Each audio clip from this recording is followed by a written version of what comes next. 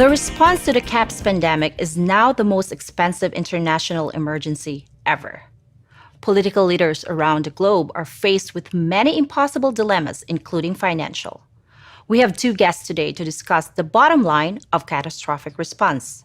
First up is economist Dave Gamble. Are we out of money? The best way to answer that is no, we are not out of money. Yet. But the fact is we are trending in a dangerous direction and something needs to change. You have been quite vocal about that and generated some controversy along the way. Well, look, you know me. I try to avoid controversy. But come on, common sense says it shouldn't be controversial to suggest our response should prioritize both lives and livelihoods. Absolutely, we need to save lives. We all know someone who's been affected by CAPS. But we literally cannot afford a heavy-handed response that suffocates our economy. Pragmatism is a wise choice. I mean, what exactly are the risks and benefits of slowing air travel, of staying home from work, closing schools, disrupting supply chains, interfering with our reliable channels of communication and news? Sure, some of these steps can help slow CAPS, but often only marginally and with serious costs. When this is all over, some families, some cities will have suffered more from our interventions than from CAPS. No question, there is a lot of suffering. Let me welcome Dr. Juan Perez to this discussion. Is Dr. Gamble wrong? Actually, in a way, we agree.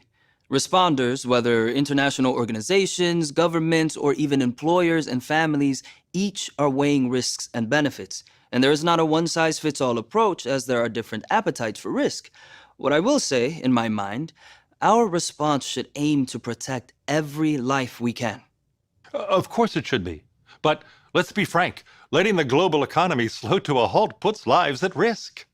Yes, but there does need to be a balance. Okay, you both agree balance is paramount.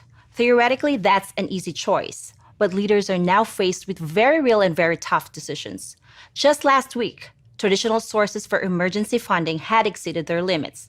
As new mechanisms are being discussed, there is consideration as whether funds should primarily support health emergency response or prop up economies. Precisely. And we do need these funds sooner rather than later. Funding shortfalls are putting lives at risk and extending this devastating crisis.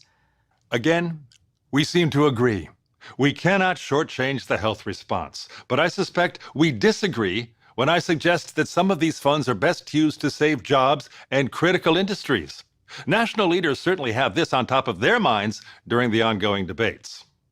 Look, I am not an economist or a politician for that matter, but as a physician, I am comfortable saying that our health response to CAPS cannot afford to wait for an incredibly complex debate about what sounds to me like history's most expensive economic bailout. Thank you both, and we will be watching and listening for the outcome of these vital discussions. And certainly, the market is eagerly watching for any signs of hope.